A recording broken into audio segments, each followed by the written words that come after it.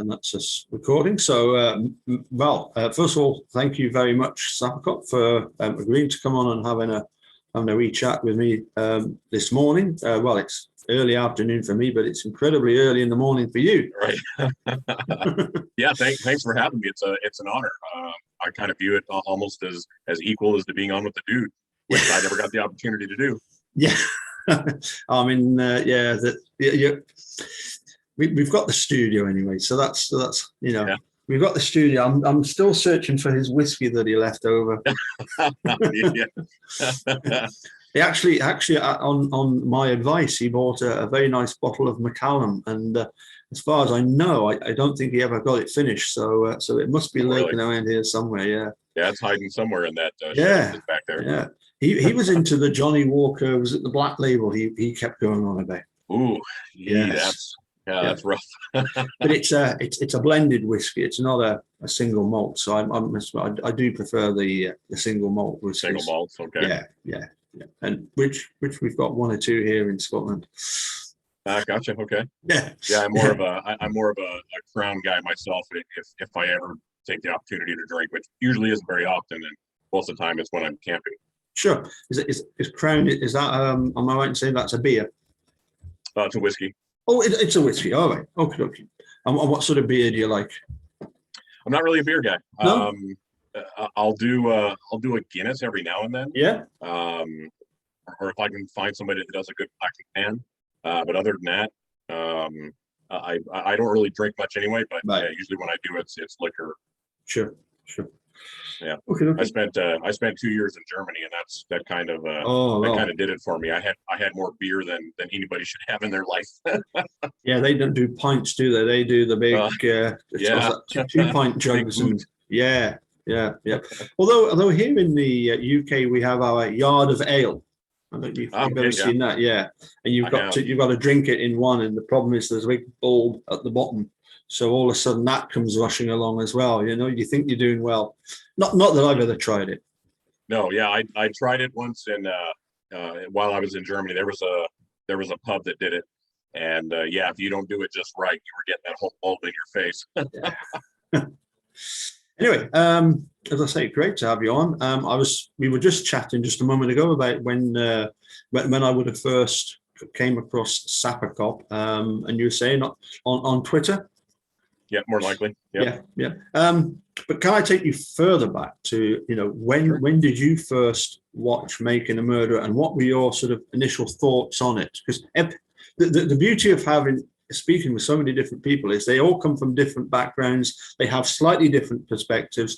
Even yesterday, for example, I was talking to somebody and I was saying, do you know what? For about a year, I really didn't have any sympathy for Brendan Dassey, because he just kind of gave up and just acquiesced to everything they said. But anyway, I'll answer that later. Well, it was I kind of fell out. I don't want to say by accident, but a couple of my coworkers had watched it when it first came out back in December 2015. Yeah, and they knew that I had been in law enforcement before, so they came to me and they said, "Hey, have you seen this documentary?" And I said, "No, I kind of heard some whisperings about it. I've heard that it's supposed to be pretty good, and I like true crime stuff." So I said, I'll probably get around to it. And they said, "You need to watch this and let us know what you think, because it seems like it's so far out of whack that we'd like a law enforcement perspective on it." So I ended up watching it. I think I want to say the first or second week of January 2016, and I got maybe 3 or 4 episodes in, and I had to stop and say, "Am I being punked right now? Is this some kind of Blair Witch Project thing?" Because what I was seeing was so unbelievable that it had to be it had to be fake. There's no way this thing is real. And I ended up Googling Stephen Avery, and bam, sure enough, this was a real thing going on. So that's when I stopped and said, "Okay, let me try again." Started over and started really kind of paying attention to what was going on, because now that I know it's real. And after I got through that, and I binged to watch it, I think, and I was overblown. I mean, it was the most egregious corruption, that I think I'd ever seen in a true crime doc. Yep. Yeah, it was January 2016 when I first watched it. Probably 3 or 4 weeks after it first came out. Sure. And as I say, what was it in particular that sort of annoyed you? If you're coming from a sort of law enforcement background, what did you make of the sheriff's department? Well, the thing that jumped out at me the most was how blatant it was. I mean, I was hard pressed to find one protocol they followed that was any kind of basic investigation procedure. And the fact that, like I said, they were so upfront about it, it's like they didn't even care if anybody saw this, which really bothered me, because I said, in order to do something like that, in order to have that kind of, you've got to have somebody behind you that's got some power. Yeah. Because to have no fear of repercussions or fear of being caught means you've got people behind you that cover you from either the court side or the state side or something. And the fact that we've got DCI involved, the fact that we have Lautenschlager in somehow form or fashion, being behind the scenes, told me that there's quite a bit going on there. So I know people have, especially on the Gilcher side, have said, "Well, there's no way that you're going to have this huge corruption going on, and all these people involved." And I'm like, well, I beg to differ, I think. Yeah. There was one of the dude's friends down in Yorkshire, Mark Oddie, would always say it's a well-known phrase that all compasses point north. Yeah. Once exactly. Once one person decide, well, we heard it, didn't we? Have we got Stephen Avery in custody yet? Yes. Everybody knew what was going on, and that the idea was that get him off the scene, as it were. I didn't like the actions of Manitrop, because I thought it gives all law enforcement a bad name when you see what they're doing. And I'm one of these where, I've got great friends here in Scotland that are, part of the police force, et cetera, particularly retired. And I just thought, this is really bad. And it was funny when I first phoned Sheriff Herman. He said, well, I don't really care for the documentary because it's painted the town in a bad way, I imagine he doesn't. And I'm like, yeah, but hold on a sec. It's not the town that's the problem. It's your sheriff's department. It was so painfully obvious. And he once said to me about the key being found. He said, you do realise that it was on it might have been the 7th search, but not all 6 previous searches were for several hours. And I said, Robert, I said, I can tell by the embarrassment in your voice about the fact that, some of them were just sweeps for 5 or 10 minutes, but there were 3 of them that were major searches. If that key was there, it would have been found straight away. It wouldn't be found on the 7th search. It doesn't matter how cleverly hidden, Stephen Avery hid it. And not just, the fact that it was that search, it was the story that was concocted to confirm that find. It just so unbelievable. I mean, that was just like everything else about this case, it was such an unbelievably concocted story that made absolute zero sense. And then, of course, after you look at all the pictures and everything they took, it defied the laws of physics. So I mean, that's why I kind of stick sort of to the story that a lot of this was done on the fly, because when you let Colburn create a story like that, you're pretty desperate, or you had to come up with something pretty quick.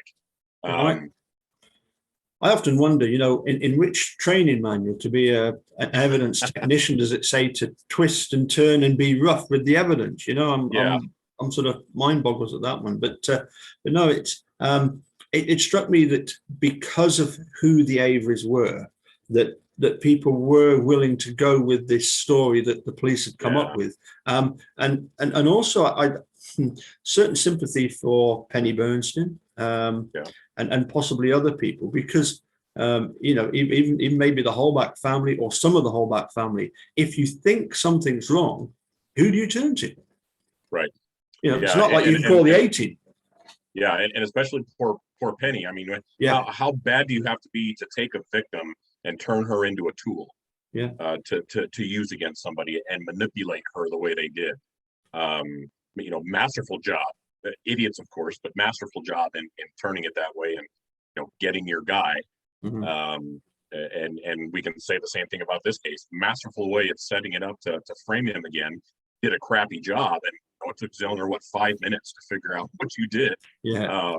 Or anybody else that watched that documentary that's got more than 2 brain cells.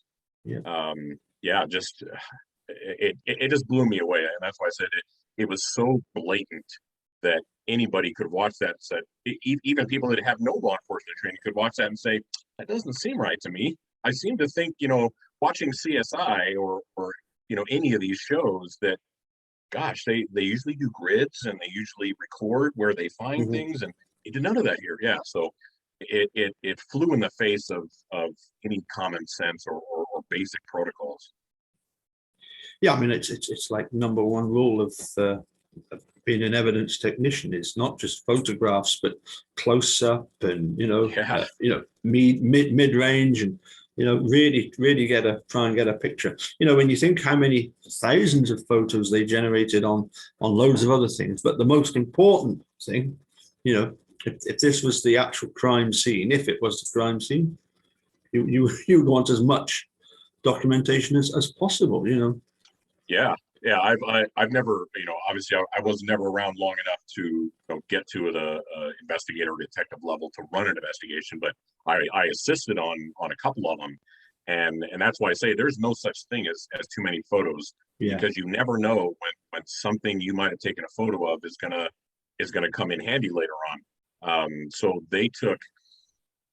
There was one case where I don't even know how many flashcards they went through. They took so many photos, and like you said, they start out there. They'll start at the street outside the house and just take photo all the way up, all the way around, and then all the way inside. Yeah, they're very thorough. I'd almost to say the CSI techs that were on at least one case that I helped on were very anal. They took an ungodly amount of photos, and not just photos but video. Yeah. So the fact that you have a case like this where you've got a crime scene with supposedly a body and you don't take a single photo, except for the 4 that we've seen that have no evidentiary value at all. Yeah. It's just unheard of. I mean, it actually makes me think: could photographs actually exist, but they were simply withheld? Yeah. Well, I think on a premiere yesterday with Millbill, or was it yesterday or the day before? Millbill said there's thousands of photos that are supposedly in there that they haven't released yet. Yeah. I don't know if that's the case. It wouldn't surprise me at all, because No. they tend to only leak things out little by little. So it would not surprise me. Yeah, sure. Yeah. 2 seconds. Are you taking him away? Are you? Oh, wait. Okay. I just wondered if his wife's taking the dog away, but I have the pleasure of his company for a bit longer. That's good. Okay. That's good. Well, hopefully he doesn't try to drag you outside. Well, yeah, we'll be heading out shortly. I'm gonna nip down to into town with him, so he'll get a bit of a walk. So sort of moving on then. So obviously not happy with the police. Was there anything else about the documentary that kind of really struck you? Well, yeah, the whole first conviction in '85 and the kind of the way that came about was incredibly bothersome. Like I said, when you take a victim like Penny and turn her into a tool and use her against somebody that wasn't even her attacker, and when you went to the lengths they did to do that, is particularly bothersome. And just like this case, that case again was so blatant. It was so obvious that Gene Kush used that tracing from his booking photo to use to help Penny identify him. Just absolutely sick. Yeah. So then you couple that with again you have the same players and doing the same thing on the murder case. How that even happens is just beyond me. And that's what really tells me that the corruption goes pretty far, because there's no way you can get away with something like that at the level they did without somebody with some integrity stepping in and saying, wait a minute, this doesn't seem right. Where's this or where's that?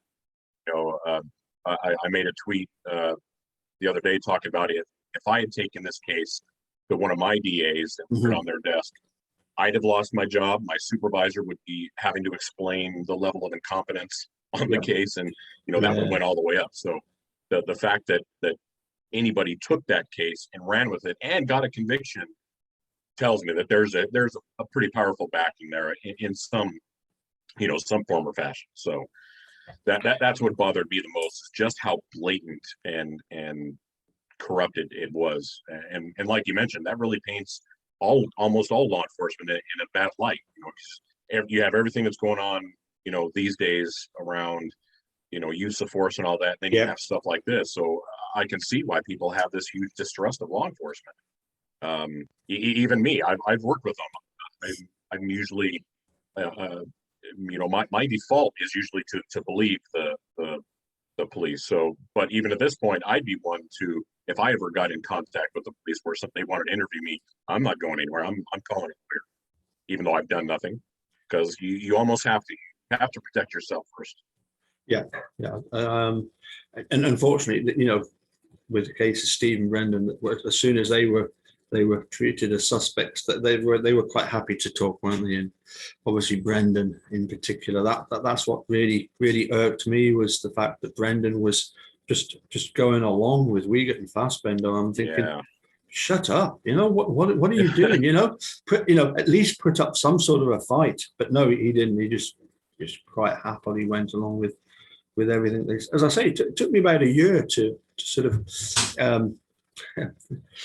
grow any kind of sympathy for Brendan, because I thought, but this is really what ruined it for Steve. Was this, and this confession came along, and then Pratt was able to do his bizarre press conference. I was going to tell you though that one of the things that Robert Herman did say to me was, and it was later on in our conversations, I'm thinking around about August, September. I first phoned him in the April, and every couple of weeks, you would hear Robert Herman's voice, and she'd go, "Who are you speaking to?" I said, this is the sheriff of Manitowoc. I'm trying to sort out this Stephen Avery thing with him. and he stopped me in mid-sentence and said, "Paul, let me assure you, Stephen Avery will spend the rest of his life in prison," which I took as being, two things in particular I took from that. One, it could just be that he said that to so many people to try and assure local people that it's just something he naturally says. But the more sinister side of this is that there are mechanisms set up whereby he is they've got things in place that they don't think are gonna be overridden. Right. I mean, we'll just have to wait and see on that one, won't we? Yeah, that goes back to that level of confidence I keep talking about. Yes. And we see that, especially with Judge Flowers. Yes. Her decisions, her reasoning, just like the cop, lacks all common sense, lacks all reason. And so you are forced to think, okay, how is she involved? Who's been contacting her? Can I get her phone records? Because I'd be very interested to see who she was talking to before she made that decision, when they were working on the RAV4 agreement. How did that come about? Yeah. Did somebody give her a little emergency call? Yes. Get that decision out so we can, stop this RAV4 business. Yeah. And then it goes even further than that. Now we have the POA, waiting on what they're going to do. And sure, they've kind of made some favorable remands on the phones and the CD and that, but I still don't have a lot of faith that we're going to get any relief from them, because we've already seen Brendan's case come and go. Again, even people without law enforcement training can look at his interview and say, "Wow, that's not right.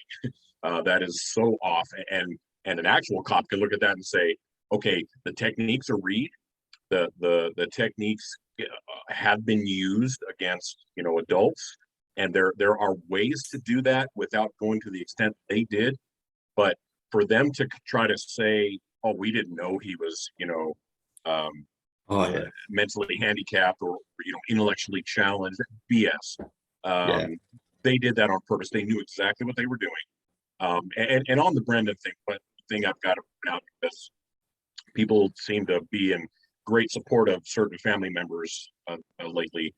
There was a family member there during that interrogation and at Fox Hills who, from my perspective, did absolutely nothing to help out her son. Nothing. Did nothing to protect him. And they'll claim they were afraid. They'll claim that they were manipulated. I'm sorry. I've got a daughter, and she is my world. And it would take that entire department to keep me from letting them do to her what they did to Brendan. No way that happens. I don't care who they are. I don't care if Biden himself came and wanted to do something like that. You're going to go through me first. Sure. So the way that happened, I have almost no respect for certain family members that are so quick to help out the other brother, but left poor Brendan to the wolves. Yeah, I must admit, I've enjoyed having a chat with Pete, and he often talks about the fact that he was being told by Wiegert and Fassbender, get Brendan to plead guilty, get him to plead guilty, and he'll just get 20 years, But yeah, the bizarre thing is that I remember one interview with one of Brendan's older brothers.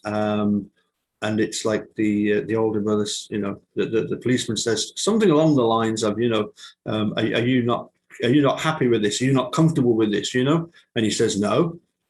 And they say, well, why not? He said, because you framed my Uncle Steve back in '85. I've got every reason to be suspicious of you. And you think, well, surely people can see what was going on back in '05 and leading into '06. It was Jody Stokowski had just given them the heave ho, hadn't he? She told them to clear off. Yeah. So who do they go after? Brendan. As Millbilly's often pointed out. They tried everybody. They went through Jody, they went through all the other brothers, and the last one left was Brendan.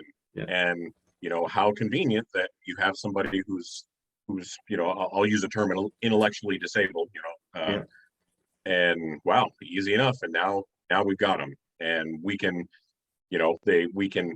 shepherd him off to Fox Hills to protect him, feed him a bunch of stuff to have him remember during the real interrogation, and then nail them both. Yeah, I just wicked, absolutely wicked. And I'm still trying to figure out if to what depth Wiegert and Fassbender were involved in the framing piece, because that interview was so deliberate.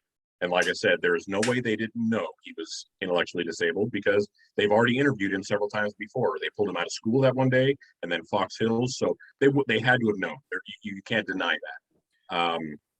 And so to take such little care that they did on the March 1st interview tells me that they have to have some part in the planting and framing piece. If they took an active role in it, or just knew about it, they had some part. I can't separate them out from the framing crew. And that's what's so confounding. There are so many different groups and people involved in this that we can't separate out and figure out, who is actually doing what. That bothers me the most. And again, it goes back to making me think this is a much bigger picture than we could probably imagine. Because when you have three separate agencies, especially including the DCI, that would normally have a lot of reason to continually work together at this kind of level, the confidence you would have to have as somebody who's going to frame someone, to know that if I bring Officer X in from this other agency, that they're going to go along with me. They're going to see something not being done right and not say anything. I have to have supreme confidence that's going to happen. And they did. All three agencies had that confidence within each other. So that's why I think that this is much bigger than we probably imagine. I just don't know how big. And it kind of defies reason, right? Because the more people you have, the greater chance you have of somebody talking or something getting out, and it hasn't. So kudos to them for that, I guess.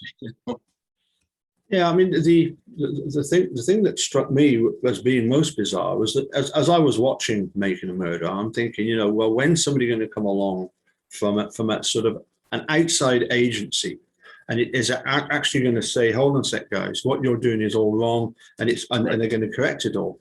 And then lo and behold, at trial, you have Mark LeBeau from the FBI come along with his bogus EDTA test. And that's when you realize, hold on a sec, this isn't just bad for Steve. This is really, really bad, because you've even got the FBI, who should be, looking at the actions of the Manitowoc County Sheriff's Department, and instead they're siding with Manitowoc to help bury Steve. It reminds me of, and I don't know if you've seen it, the Confession Killer.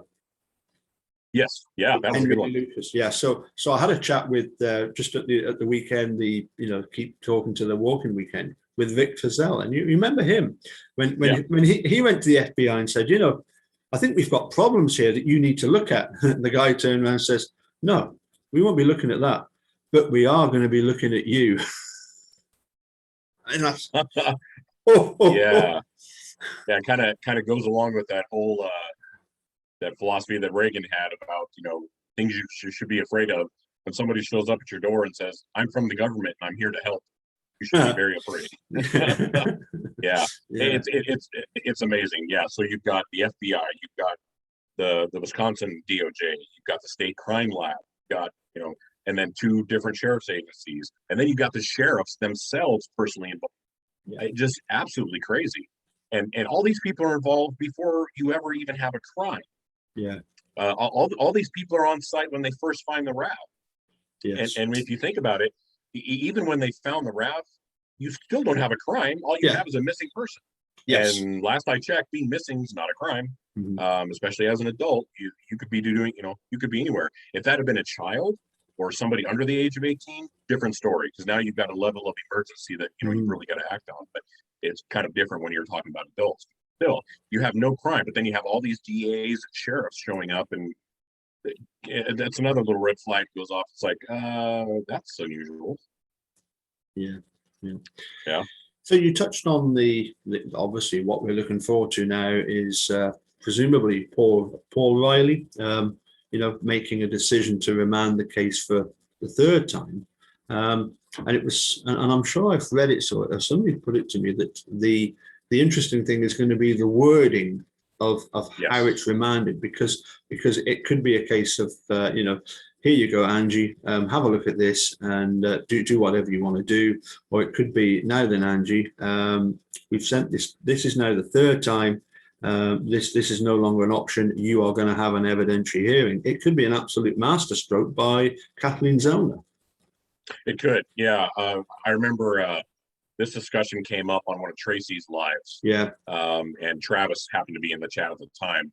And I know Tracy said they've got the, authority, or they've got the capability of wording it, if they remand it, wording it in such a way as to say, basically, you will have a hearing.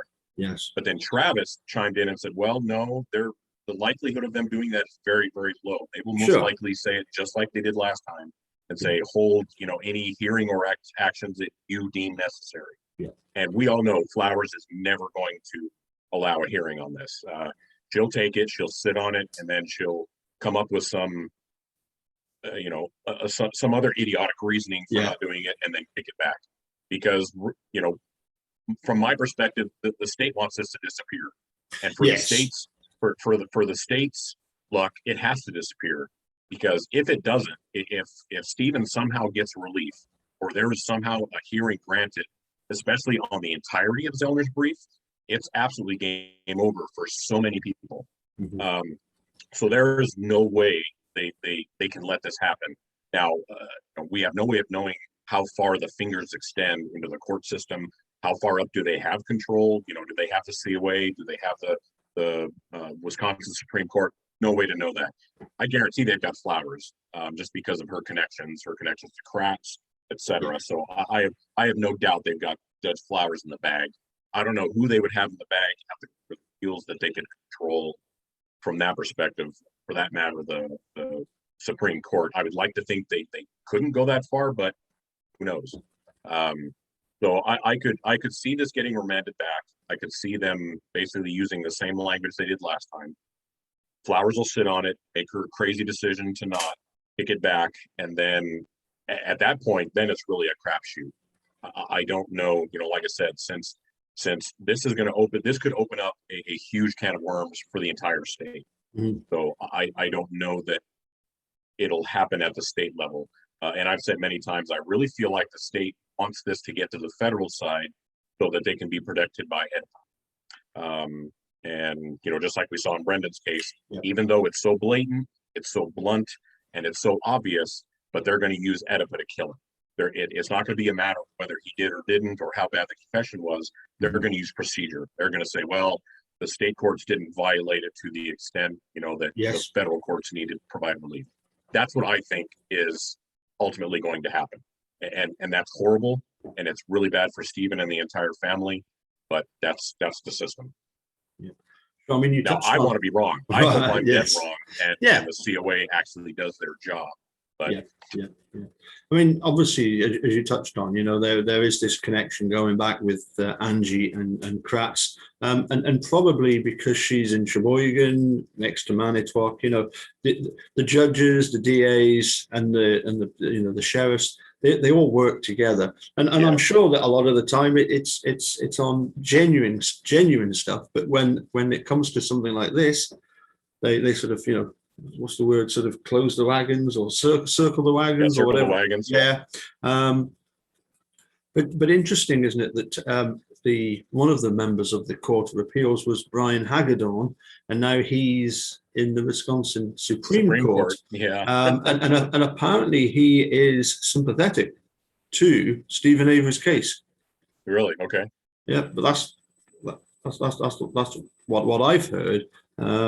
Although Jerry said that no, he's a Neanderthal, but I was under the understanding that he was sympathetic. And so far, in fairness to Paul Riley, Paul Riley and Lisa Neubauer, they were part of the Court of Appeals way back in 2010, 2011, and denying Stephen Rendon back then. But now, this remanding the case back, I just wonder if Kathleen Zellner is doing it almost to taunt Sukovich and say, I'm just going to keep coming up with stuff, and you're going to be digging an ever deeper hole, bigger hole, and I'm going to bury you in this hole that you're going to create for yourself by your blatant sort of obstruction. Yeah, it's entirely possible. I mean, I have never seen personally someone like Zellner. I didn't know anything about Zellner until this case. So then, when she takes it and then you start hearing about her and then you start digging into stuff she's done before, she's masterful. Mm-hmm. The things she does are so calculated, and she's almost like a master chess player. Yes. And which is great because in this case she's playing against a bunch of kids that have never played chess. Yeah. So I wouldn't be surprised if she's got another plan, some other I'll use the term agenda, even though I don't think it's really an agenda. Sure. That she has something else behind what she's doing other than just getting it on the record. I think there's more to it. I'm obviously nowhere near her intelligence level, so I don't know what that would be, but her strokes up to this point have been pretty masterful. So I would not be surprised if there was a method behind madness to this. Obviously for procedural purposes, we know that she kind of has to bring it up because if she doesn't, she'll be kept from doing it later. Yes. But again, there, like I said, I'm sure there's more behind it than just a procedural thing, because she's just too smart for that. Yeah. I mean, she and very, very experienced, isn't she? She's done it, and that's why this is and that's why the whole thing with the car tracks and Tom, the whole witness thing, almost kind of throws it off, because now that we're looking at it more and looking at the pictures, and then Millbilly having gone out to the site and said, yeah, there's probably very little chance this guy drove off the road. He would have wrecked his car and, all of that. Has kind of made me stop and think, did she miss it on this one? Did she not send somebody out to look at this ditch and, see how viable the story was from that point? But again, because she's always so masterful in every case she does, and she kind of goes way outside the bounds to make sure that that she's done her homework, I really find it hard to believe that she didn't go out and look or didn't, kind of do her due diligence in that. So that particular piece makes it really tough to figure out what she has or what she did on it, other than just some interviews. But we'll just hang our, I'm willing to hang my hat on Zellner's rack. Yeah. I mean, certainly, when I went to the salvage yard back in 2019, you're sort of looking around and you don't realize how much things have changed. I'm sure that ditch is a completely different shape to what it was back then. Just through natural soil erosion, stuff like that. So, I mean, the picture I saw definitely looks like tire tracks that go in a D. So, I mean, maybe he did do a bit of damage to the car. He could have. He couldn't remember what sort it was. He obviously wasn't in love with that car, was he? No, you wouldn't think so. No. And KZ's been very good at especially like in her last motion, kind of holding back. Yes. So there could be more information on the witness that we don't know that she isn't letting out, because she's waiting for the state to slip up again so she can slap some more idiocy on them. Yeah. Yeah, absolutely. Well, listen, I'm gonna head off and take this dog for a walk. It's been absolutely fantastic having a chat with you. I do thank you for coming on, and hopefully we'll chat again soon. I think I noticed you chatting. I think it was Ripper Jack's segment. That was great. And that was amazing. I mean, how many hours did he actually end up doing in the end? Was it 5 or 6 hours? Oh no, it was over 7. 7. Over 7 hours total. I think I finally cut out after about 5.5. Wow. Because it was, I think, 1 o'clock in the morning my time when I finally was like, I've got to get to bed. That was quite the marathon. It was, wasn't it? Yeah, that was a lot of fun. Just being able to get somebody like TikTok Manitowoc on, who hardly ever comes into these things, was awesome. And having J-Jax in there, and then Ripper, and just fantastic. Mystic, Jinxie, yeah. No, it's an amazing community, the Making a Murderer Truther community, isn't it?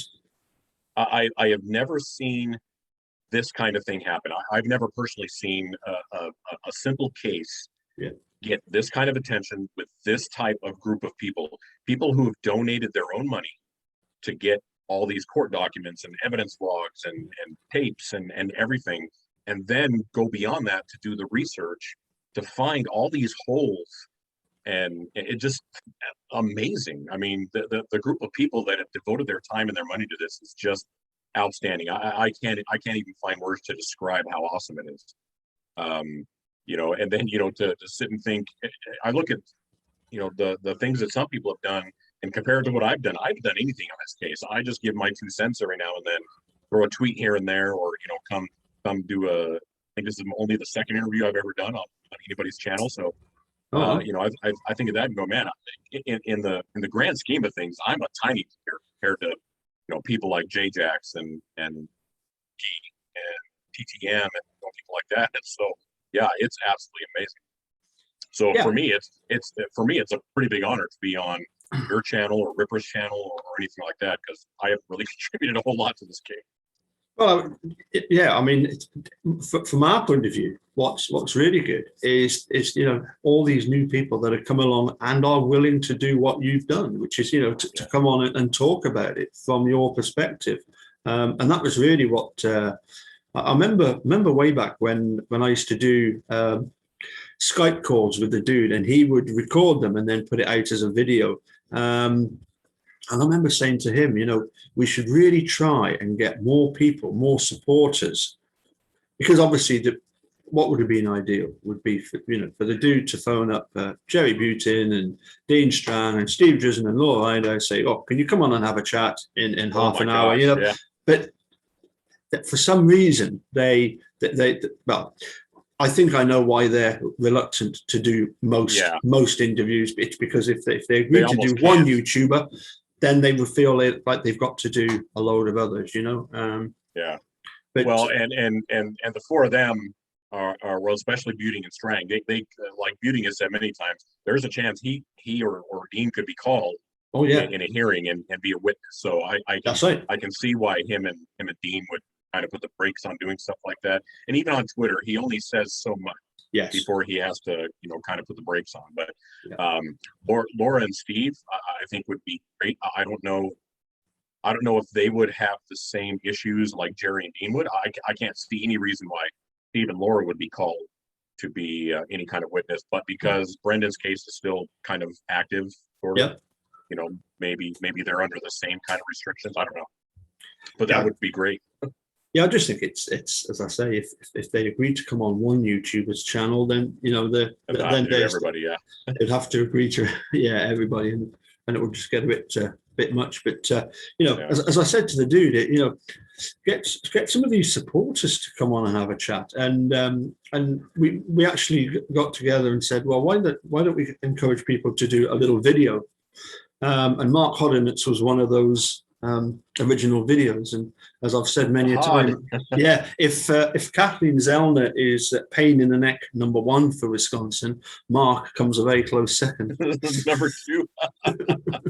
I think the state has found themselves in a pickle because, like you just mentioned, KZ is not the only one that's trying to bust down their doors now. Yeah. Now it's all of us. Yes. And there's local people like Millbilly who's right there to go check things out if need be, and you've got people who, as I mentioned before, they're more than willing to toss their own money into the bank to get all these documents. And they have to realize by now, this isn't going away. There's nothing you're going to be able to do to stop this train. Absolutely. Yeah. So no, hopefully we'll see a lot more of you. And as I say, I'm not going anywhere. I'm here to the end. I mean, it's been 5 years now, so we're here to the finish. Yep. And then of course it's going to be interesting, isn't it, to see how the sort of the community develops, and once Steve and Brendan are out, if it maybe looks at other cases and throws its weight behind some of the other, the Daniel Holtzclaw case is absolutely terrible. I couldn't believe that. Melissa's case too, Melissa Kalsinski, that's another one. Yep. Yeah. I had actually a group of people on chatting with me about Daniel's case, and there is actually a group for policemen that have been sort of wrongfully convicted and wrongfully accused. Oh, good. Yeah, there's quite a few of them. Yeah, I was amazed, but then I suppose for some people it's a case of dog eat dog, and if I can move up the ladder at your expense, yes, or cover my own back. Protect myself to, feed you to the wolves so they don't come after me. Yeah. Okay. Well, this dog is staring up at me as if, come on, you promised me, so I better. Yeah, don't go so far as to wait till he pees on your leg to get him out. Yeah. So absolutely brilliant. Thanks very much for joining us. And anytime. I will. I'll schedule this for later on. Let you know what time. It'll probably be later on today. It could be sort of early hours of the morning, my time, but certainly good time for Manitowoc and Pacific time. So thanks again, and speak to you soon. It's been an absolute pleasure. Yeah, you too. It was an honor. Thank you. You're welcome. Bye for now. Take care, Paul. Bye-bye.